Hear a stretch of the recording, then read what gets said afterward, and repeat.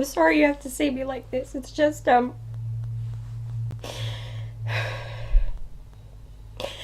waited a really long time. It's just, it's been so long since I've seen a good horror film. I just can't believe it happened. Terrifier is a 2017 horror film directed and written by Damien Leone, based on Leone's short film of the same name, which was featured on his anthology All Hallows Eve. It focuses on a maniacal clown named Art who terrorizes 3 young women on Halloween night and everyone else who stands in his way. 2 years. For 2 years I have waited to get my hands on this film, and when the day finally came, I didn't hesitate for a single moment. I'd say I waited patiently, but that would be a bold-faced lie because no patience was involved in the waiting for this film. One of the downsides to independent films is their lack of a worldwide release, which means fans such as myself from other parts of the world almost become the last person to show up at the party when the party is over and everyone is passed out on the floor. Now, having had the glorious pleasure of watching this film, I can finally report that Art remains my #1 favorite killer clown of all time. Played by David Howard Thornton, Art is the thing of nightmares. What I love about Art is that he doesn't fit into a stereotypical maniac role.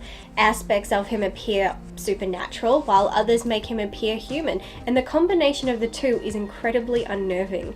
In the human brain, there is a section that is responsible for our fight or flight instincts. This part of the brain is triggered when danger is near, but this goes beyond just seeing danger. This part of our brain is so primal that we can sense danger and are triggered to run before we even know there is danger around.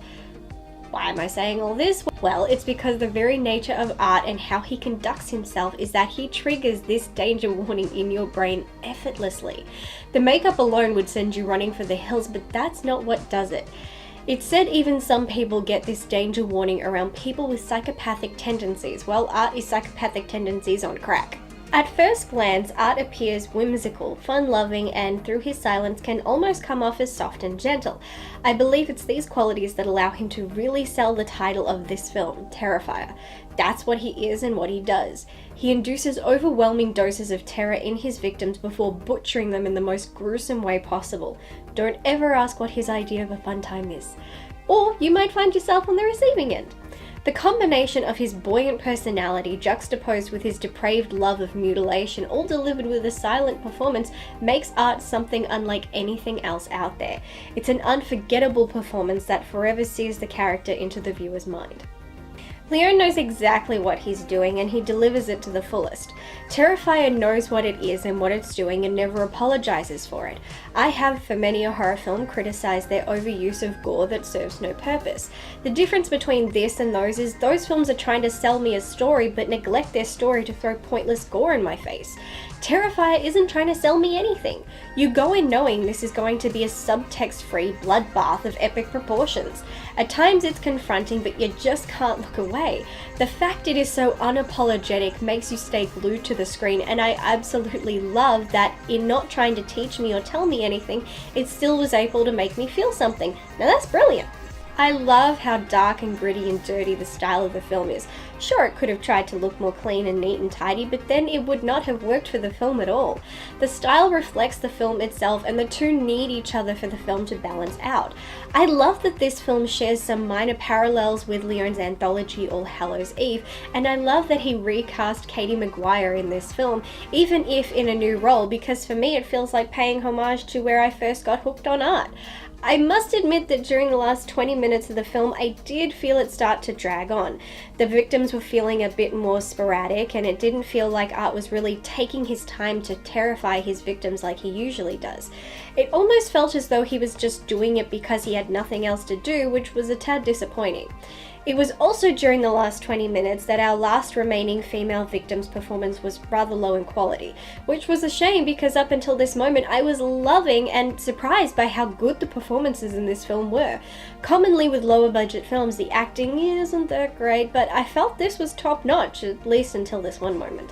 I also felt Art opting to kill one of his victims with a gun was both a pro and a con.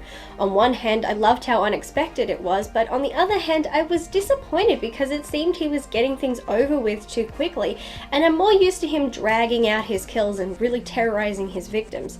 However, while I was feeling a tad bored during the last 20 minutes and Art's return was very expected, the film does a complete turnaround and has the last minute make up for the previous 20. In the final minute of the film, we realize that the events in the start of the film actually take place after the main events of the film. For someone who always sees a twist coming, I was not expecting this, and it made me positively thrilled. As soon as I realized this, the last 20 minutes were erased from my mind and I was officially in love with this film again. This film is both insane and methodical, just like its main character. It showers us with gratuitous violence and does so in a confronting, almost amusing manner that feels like it should be walking around with a banner saying, "Sorry, not sorry." Art continues to prove to be an evil god among serial killers in horror films and the most terrifying clown on the planet, and I absolutely love him. Leon has once again sold me and has me dying to see what he can do in the horror genre next. If it happens to be more Art, then I am all for it. Thank you for watching this video. If you're not already, please subscribe and support my channel, even if you never plan on watching another video ever again. Until next time, bye.